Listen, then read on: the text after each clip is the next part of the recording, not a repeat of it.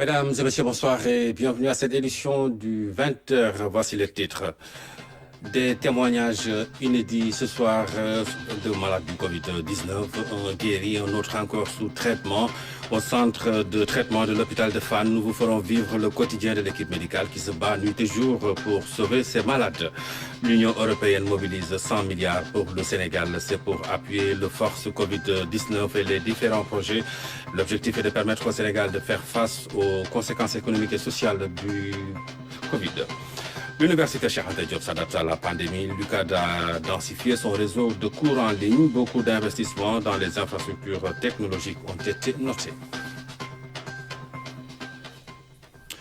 Tout d'abord, la situation du Covid-19 ce mardi. 35 nouveaux cas ont été enregistrés, 34 cas contacts suivis et un cas issu de la transmission communautaire. Les explications du docteur Marie-Khémesse Ngom-Ndiaye, la directrice générale de la santé, au micro de François Seck.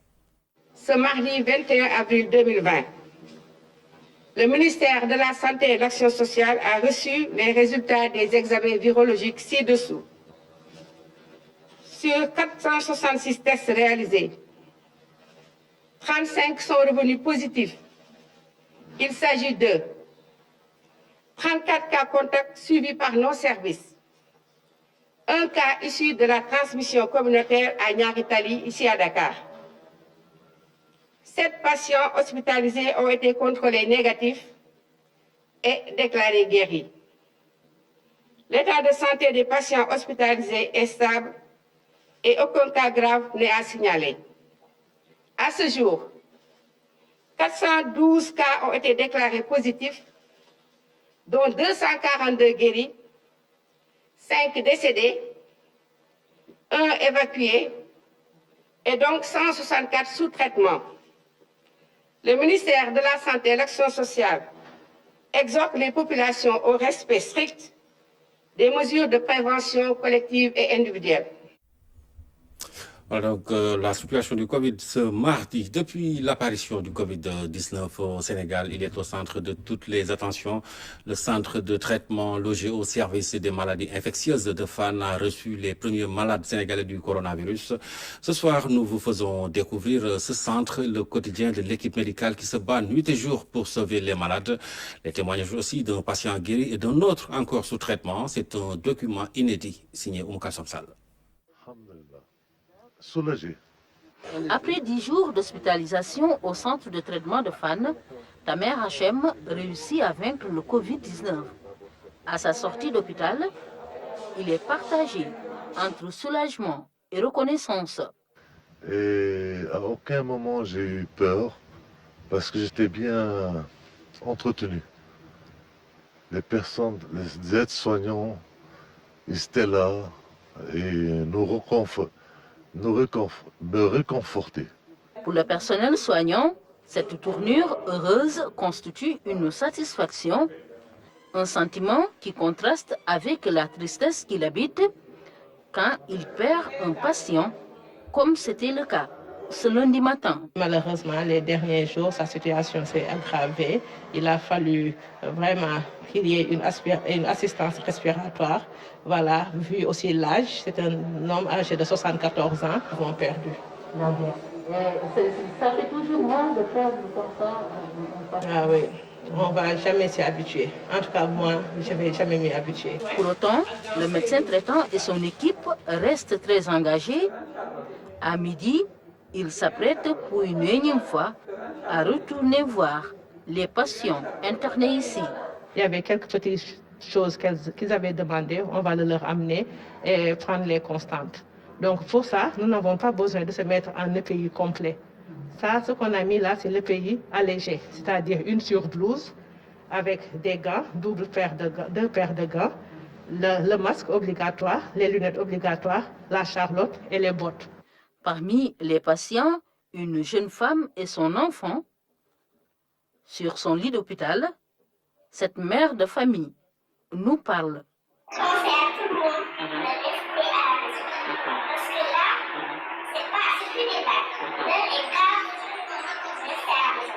Après une trentaine de minutes, l'équipe médicale sort. Elle a aussi toutes les précautions sont respectés pour éviter tout risque. Ils sont stables. En général, les malades qui sont ici pour aujourd'hui sont stables. C'est bon. Et puis, en général, dès qu'on reçoit un malade, son numéro, s'il a un téléphone, son numéro est donné à une cellule de prise en charge psychologique qui se trouve au ministère de la Santé. Le service des maladies infectieuses de Fann est le centre de référence dans la prise en charge du Covid-19. Les équipes médicales restent en alerte H24. On a des équipes qui tournent. Il y a une équipe d'infirmières et une équipe de médecins, équipe médicale et paramédicale, accompagnée des hygiénistes qui sont indispensables dans la prise en charge parce que c'est eux qui se chargent de la décontamination et du matériel et du personnel, des habits et tout. Mais aussi, il y a le bio-nettoiement. Ce sont des agents formés de la Croix-Rouge, des volontaires, qui nous accompagnent tous les jours et qui entrent 3 fois par jour minimum pour faire le bio-nettoiement à l'intérieur. Sur le site, de nouvelles cabines sont en cours d'installation. Le centre de traitement, en plus de ses annexes, toujours dans le centre hospitalier national universitaire de Fann, dispose d'une 40aine de lits. Avec cette extension, le Sénégal se prépare à toute éventualité. Voilà pour ce document inédit au centre de traitement des malades du Covid-19 à l'hôpital de Fann. L'autre actualité de ce journal, ce sont ces efforts du Sénégal dans la lutte contre le Covid-19 que l'Union européenne appuie avec cette mobilisation de 100 milliards de francs CFA. Il s'agit d'un don destiné aux forces Covid-19 et à d'autres projets. L'objectif est d'aider le Sénégal à faire face aux conséquences économiques et sociales de la pandémie. Rouguier Touba. C'est en pleine visioconférence de presse que l'ambassadrice de l'Union européenne a annoncé la contribution de l'UE à la riposte contre le Covid-19 au Sénégal, un don de près de 100 milliards de francs CFA. L'Union européenne au Sénégal propose un effort de mobilisation exceptionnel de l'ordre de 150 millions d'euros, soit près de 100 milliards de francs CFA sur les 1000 milliards du fonds annoncé, et ce en soutien du plan de réponse. Soit 130 millions d'euros en aide budgétaire directe et 20 millions en redéploiement de projets. Le tout en dons, bien sûr, non remboursables. Nous privilégions la modalité qui offrira au gouvernement la plus grande flexibilité et la plus grande rapidité d'action. C'est l'appui budgétaire, direct, au budget de l'État. 130 millions d'euros seront décaissés cette année, donc, en soutien au fonds Force Covid-19. Ces dons pourront être associés en étroite coordination avec les autres partenaires, comme le FMI, la Banque mondiale, les banques européennes, la BEI, à des mesures d'appui pour la situation économique et à des aides sociales. Ils pourront aussi être utilisés pour lever d'autres financements. La répartition et l'utilisation de l'appui financier de l'Union européenne sont déjà déterminées. Les 85 milliards d'appui budgétaire en dons seront versés au fonds Force Covid-19, mais préciser également que les 20 millions d'euros qui restent, comme c'est dans le cadre de projets qu'on va recibler pour atténuer les impacts du Covid-19, on pourra les comptabiliser en dehors du fonds pour en fait maximiser les ressources disponibles pour atteindre les populations. Donc ce sont les 85 qu'on verse au fonds et les autres 20 sont réorientés dans le cadre de projets déjà existants mais qui vont impacter positivement les populations et les soulager des effets du Covid-19. Par ce don de 100 milliards de francs CFA, l'Union européenne soutient l'État du Sénégal dans sa politique de préservation de l'activité économique et de protection des personnes vulnérables en pleine pandémie. Parlons de ces 20 millions de francs CFA, la somme mobilisée par les forces armées pour combattre le Covid-19. Le chef d'état-major général des armées et le haut commandant de la gendarmerie ont remis cet effort de guerre au ministre des Forces armées, Louis-Philippe Sagna. 2 chèques de 10 millions chacun réunis et remis pour la même cause, le combat contre un ennemi invisible qui perturbe la quiétude. Je puis vous réitérer ici, Monsieur le ministre, l'engagement des forces armées à continuer sur cet élan pour faire de sorte à ce que ces personnels, ses moyens, mais également son énergie, son expertise et son expérience puissent être mobilisés de manière à continuer à contribuer à la riposte nationale contre le Covid-19. Pour la tutelle, c'est le lieu de magnifier cet écho favorable à l'appel du chef de l'État. Depuis le début de cette pandémie au Sénégal, les forces armées jouent leur partition. L'hôpital militaire qui a été installé en un temps record à Touba a eu un effet très important. Et aujourd'hui, l'hôpital principal joue sa partition avec plus de 100 militaires, médecins militaires. Cet hôpital accueille à la fois des Sénégalais qui ont tous les maux que l'on peut connaître, mais participer à leurs soins, à leur guérison. Cela est très important et en même temps aussi à recevoir les personnes qui sont victimes du Covid-19. Il en est de même de l'hôpital militaire de Ouakam, dont la montée en puissance va permettre alors la possibilité de faire des tests. Cette cérémonie a permis de saluer la nomination du général François Ndiaye à la tête du comité de suivi de la mise en œuvre des opérations du Force Covid-19. La confiance que le peuple sénégalais a vis-à-vis de son armée se manifeste parce qu'elle a une crédibilité. C'est à ce titre que le président de la République, Macky Sall, a été amené à choisir le général François Ndiaye. C'est un signe de reconnaissance de l'expertise de l'armée, de sa crédibilité et aussi de l'action permanente qu'elle joue à la fois dans les terres de combat, mais également aussi dans le domaine civil.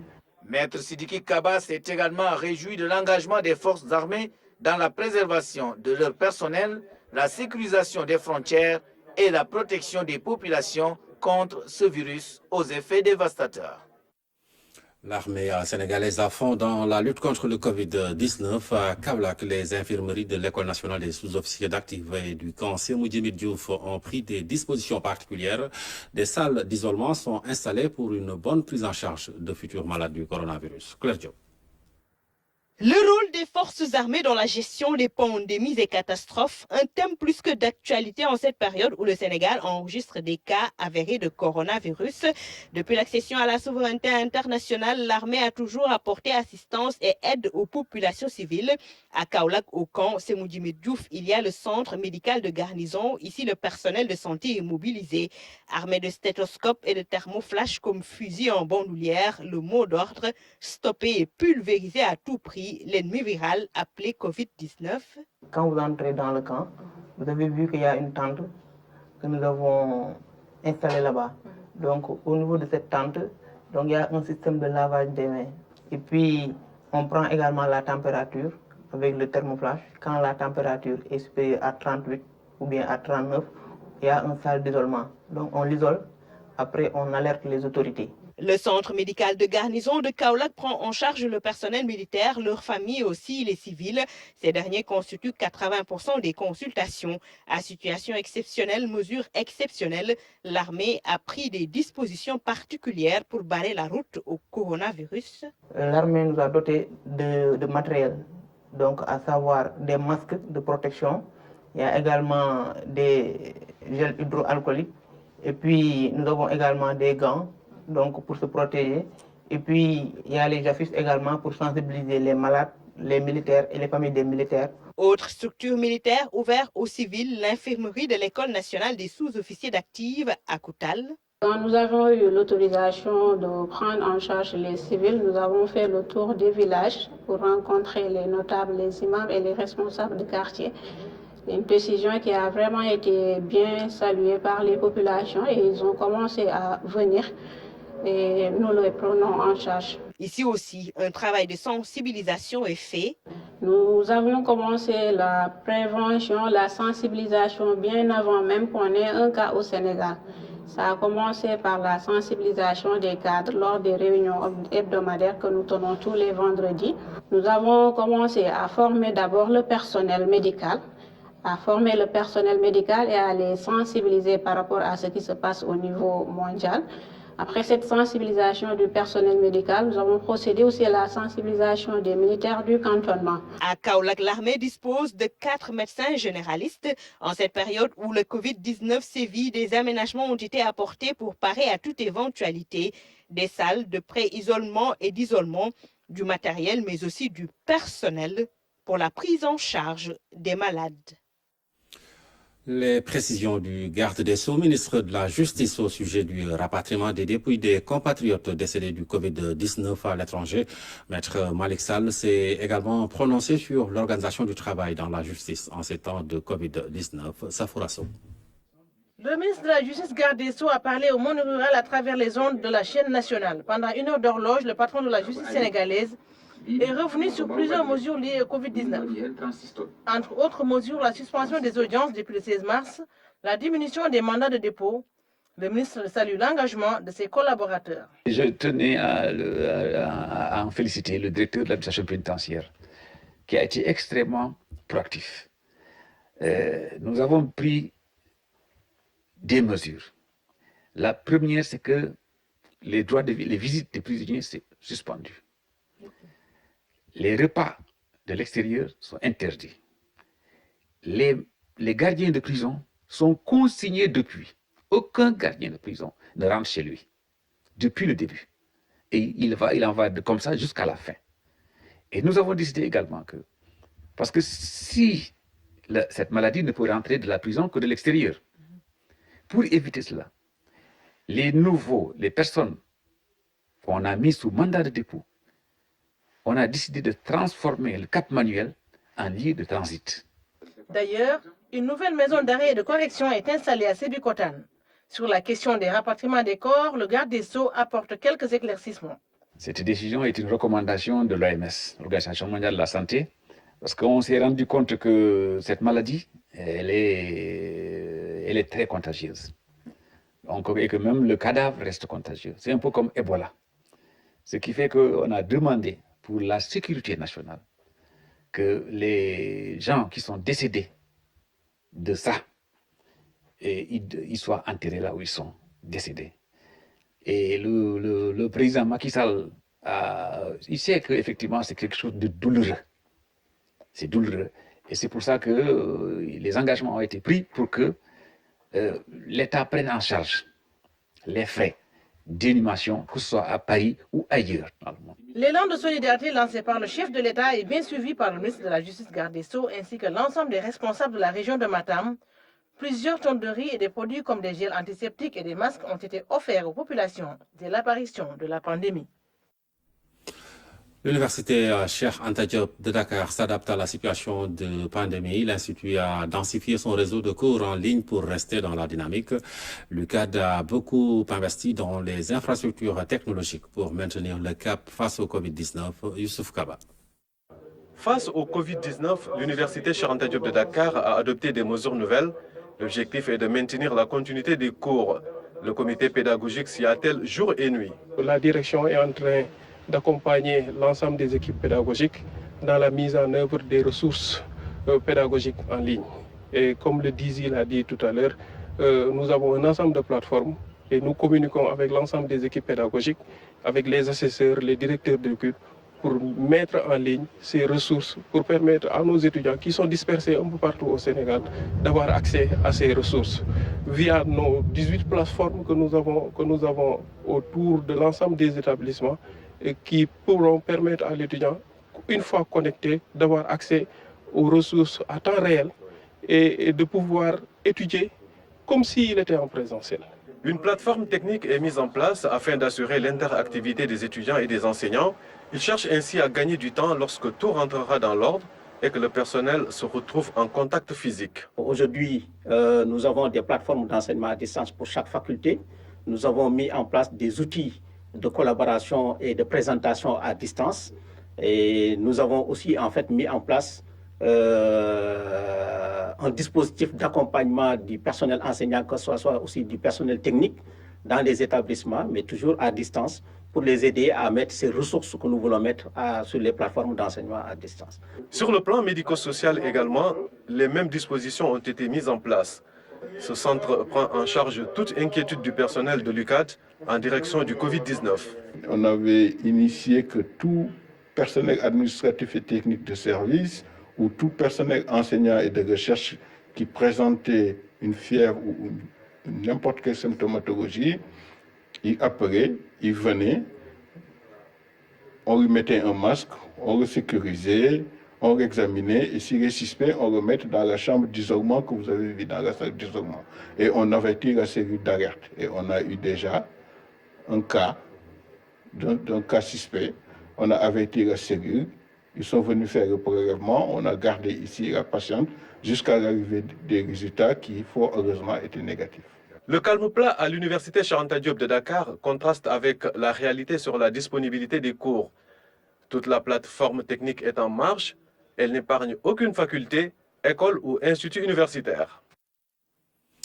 Les volets polytechniques des universités du Sénégal au service de la communauté pour faire face à la propagation du Covid-19 par la conception de respirateurs artificiels pour les malades ou la production de gel hydroalcoolique destiné aux populations. Des initiatives pour appuyer l'État dans sa croisade contre la maladie à coronavirus. Ousmane Doye. De l'avis de beaucoup d'experts, le bénévolat formel et l'appui direct des étudiants dans la communauté sénégalaise est fréquent et variable. Surtout en ces temps de pandémie, il y a cette montée considérable d'initiatives et d'innovations soutenues par un désir de ces étudiants-là de susciter un rapprochement avec les populations en toute solidarité pour faire face au Covid-19. Puis le début de la pandémie, malgré que les écoles, en tout cas l'université est fermée, mais ils sont tous les jours là, dans les ateliers, dans les laboratoires, travailler d'arrache-pied pour effectivement envoyer leur contribution donc, aux autorités, au niveau des autorités. Alors, le circonscription de Dakar Plateau reçoit pas moins de 40 000 véhicules par jour, chaque matin entre 6h, 5h du matin et 6h, 7h. Et 3 000 de personnes qui viennent toujours au plateau le matin et qui retournent le soir. Donc, avec les 9 marchés que composent ces circonscriptions, où chaque marché, on a plus d'1 million de personnes, avec tous les établissements publics, privés, aujourd'hui, qui sont dans cette circonscription, y compris même l'université, nous pensons aujourd'hui penser effectivement à cette circonscription constitue, n'est-ce pas, un effort considérable. De la conception de respirateurs artificiels à la production de gel alcoolique, autant d'ingéniosité au service de la communauté, avec l'appui de leur ministre de tutelle, qui ne ménage selon eux aucun effort pour la réalisation de tels instruments si importants en cette période de pandémie. C'est pourquoi, au nom du ministre de l'Enseignement supérieur, de la Recherche et de l'Innovation, Cheikh Oumar Empêché, je tiens à saluer l'initiative, à réaffirmer la volonté du ministère d'appuyer de pareilles initiatives pour que ce prototype soit développé, soit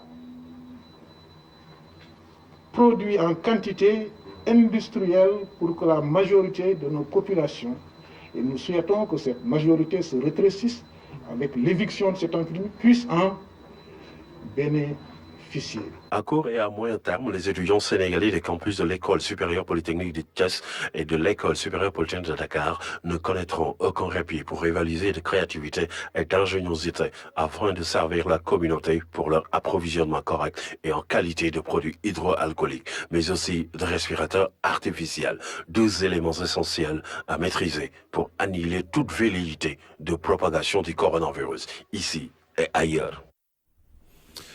À ce jour, plus de 160 000 bénéficiaires des bourses sociales ont reçu leurs allocations. Dans ce contexte de Covid-19, la Délégation générale à la protection sociale et à la solidarité nationale a pris des mesures particulières, la distanciation sociale, le port de masque et le désengorgement des sites de paiement. Un reportage à Guédiawaye avec Lamine Touré. Port de masque et distanciation préventive contre le Covid-19. À Guédiawaye, les bénéficiaires de la bourse sociale se conforment.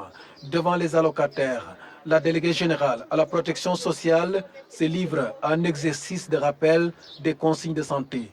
L'institution est dans son rôle, faciliter en ces moments de pandémie de coronavirus un meilleur accès à la bourse sociale. Le paiement intervient cette fois-ci dans un contexte particulier, le contexte du Covid-2019. Et ainsi, nous avons mis en place un dispositif particulier afin de pouvoir respecter les mesures barrières qui sont édictées par le ministère de la Santé et de l'Action sociale. Aujourd'hui, je suis venue visiter le bureau de poste de Guédiawaye pour m'assurer que le dispositif est effectif et que les mesures barrières qui sont édictées sont respectées au niveau du bureau. Ici, les appels se font par lot de 50 personnes et c'est en rapport avec l'institution financière La Poste.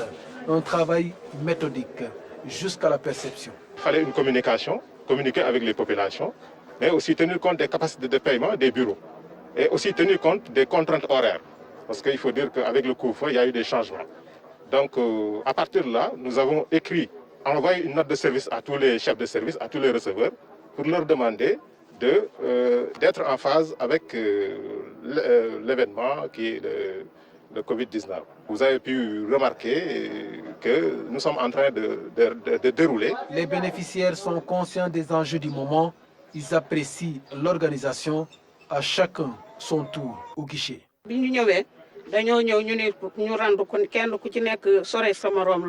Auparavant, on entrait ici directement et se faire payer.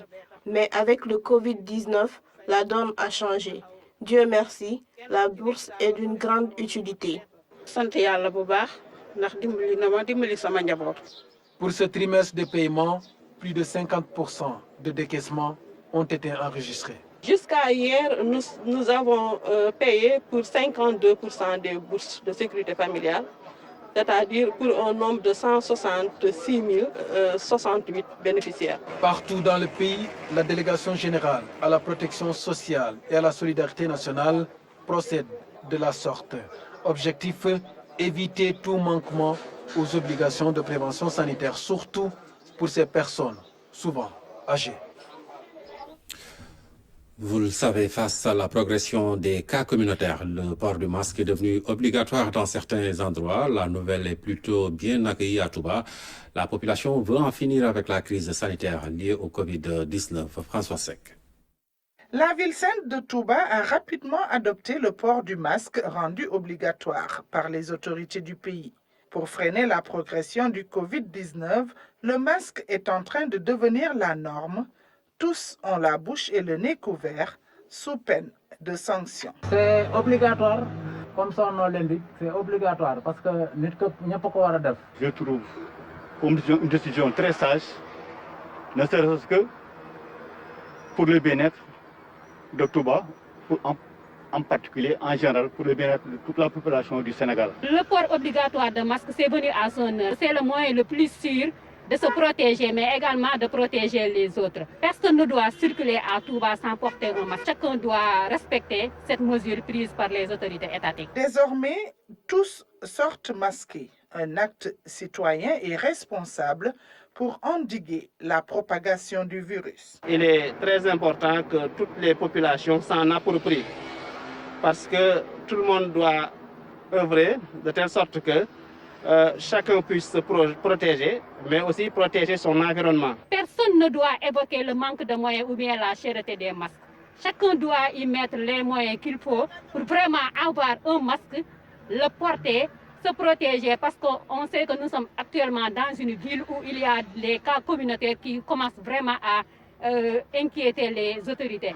Il est de notre devoir, de tout citoyen aussi, de porter ça, ne serait-ce que pour la sécurité, pour essayer de limiter la propagation du virus, qui de nos jours vraiment fait des ravages partout. Et actuellement, à Touba, cela se sent. La décision de rendre obligatoire le port du masque intervient après une série d'autres mesures, dont l'interdiction des rassemblements et la fermeture des frontières. Face à l'augmentation des cas communautaires, le port de masque rentre systématiquement dans les habitudes des populations de Tambacounda, un engagement pour endiguer la propagation de l'épidémie dans cette partie orientale du pays. Tchorodien. Centre d'état civil de Tambacounda, il est 10 heures. Ici, l'officier d'état civil veille au respect strict de la mesure, rendant obligatoire le port du masque. Moi, je ne badine pas avec ça. C'est l'autorité qui a donné des instructions, comme quoi tout le monde doit porter un masque. Donc, ici, dans mon service, tout le monde porte un masque. C'est une obligation. Pas de demi-mesure pour ça. L'arrêté ministériel vise aussi les lieux de commerce. Au marché central de Tambacounda, clients et commerçants arborent leurs masques. Il y a 2000 masques distribués dans le marché. Le gouverneur nous a remis 2000 masques. Moi-même, j'ai confectionné des masques que j'avais distribués à l'ensemble des commerçants du marché central. C'est important. Portons nos masques. Dans ce garage taxi jaune-noir, les chauffeurs plaident pour une plus large distribution des masques. À propos des masques, nous préférons vraiment que l'État aussi puisse subventionner les masques pour nous, au moins. Parce que moi, ce masque-là, je l'ai payé à 1500 francs. Vous voyez ça? 1500 francs. Bon, il y en a ici, au marché, ici, souvent on le vend à 1500, 1000 francs, 500 francs. Bon, des fois tu rencontres des masques de mauvaise qualité à 250, 250. Ce matin, Tambacounda a enregistré 6 nouveaux cas de Covid-19, ce qui porte le nombre de cas positifs à 27 dans la région. Et face à l'augmentation des cas communautaires, le port du masque est devenu obligatoire par arrêté. L'accessoire protège le porteur et son entourage d'une éventuelle contamination. En ce moment, les masques se vendent comme de petits pains. Le catalogue proposé est riche, il y en a de toutes les sortes et pour toutes les bourses. À vos masques, c'est une chronique signée Omar Diaw. À vos marques, ou plutôt à vos masques, prêts, portez et ne partez nulle part où votre présence ne serait pas nécessaire. Le port du masque, jusque-là conseillé, devient obligatoire et forcé. De toutes les mesures barrières, c'est sans doute celle qu'il faut privilégier compte tenu de ce que l'on sait pour le moment du mode de contamination. La sortie des masques dans l'Afrique traditionnelle permettait entre autres de conjurer des fléaux à l'image des maladies. Ces objets étaient associés à des rituels ou des manifestations ludiques, mais là, on n'est pas à la fête au cours de laquelle on se déguiserait. Le masque dont il est question, c'est pour mieux se mettre à l'abri et abriter les autres dans les transports, les marchés, dans les maisons, comme sur les lieux où l'on gagne sa vie que l'on ne voudrait pas perdre. Les masques, il y en a de toutes les sortes, entre ceux obtenus en pharmacie et d'autres faits maison ou vendus à la sauvette. L'éventail est large, la différence aussi. Certaines initiatives locales sont à encourager, mais il ne s'agit pas d'aller fouiller dans les poubelles, ramasser des chutes de tissu et les assembler. Ceux qui s'adonnent à de telles pratiques doivent être démasqués. L'accessoire, pas tant que ça, doit réunir 3 choses. Une bonne adhérence, gage d'efficacité et de confort, une grande capacité de filtrage et une durée d'action non éphémère. À ce propos, le masque chirurgical a une efficacité d'environ 3 heures. Si on le met 3 jours et 3 nuits, c'est juste pour avoir l'air masqué. Cela peut épargner certes du panier à salade, mais ne protège de rien. Voilà, avant masque, la chronique de Omar Diaw qui insiste sur la nécessité de porter le bon masque. La page internationale est dominée par la Corée du Nord où le nombre de cas dus au Covid-19 reste un mystère. L'état de santé du dirigeant nord-coréen suscite aussi des interrogations. Au pays de l'oncle Sam, le prix du baril du pétrole poursuit sa dégringolade. Le récit de Sidna Al-Fall. Aucun bilan venant de la Corée du Nord n'est pour l'heure disponible. Pyongyang a déclaré que le pays ne compte aucun cas de Covid-19. Si les populations ne souffrent pas du nouveau coronavirus, leur dirigeant, lui, ne serait pas en bonne santé. Le président nord-coréen pourrait avoir été opéré pour des problèmes cardiovasculaires selon des sources médiatiques. Kim Jong-un serait actuellement en convalescence. Cependant, certains responsables sud-coréens ont fait part de leurs doutes quant à la crédibilité de ces informations. Certains observateurs ont appelé à la prudence car, à ce stade, il est trop tôt, selon eux, pour tirer des conclusions sur l'état de santé du président nord-coréen. Au total, dans le monde, plus de 170 000 personnes sont mortes et près de 2,5 millions de personnes ont été testées positives au Covid-19. L'économie mondiale subit les conséquences du nouveau coronavirus. Le cours du baril du pétrole a atteint un niveau négatif à New York du jamais vu dans l'histoire. Le cours du baril est passé en dessous de 0 pour la première fois. Les pays de l'OPEP se sont entendus sur une baisse de 9,7 millions de barils par jour pour le mois de mai et de juin. La demande mondiale de pétrole devrait connaître une baisse historique de 9 millions de barils par jour cette année. Voilà qui met fin à cette édition. L'information revient à 23h avec Maria Madramé. D'ici là, passez d'excellents moments en compagnie des programmes de la RTS.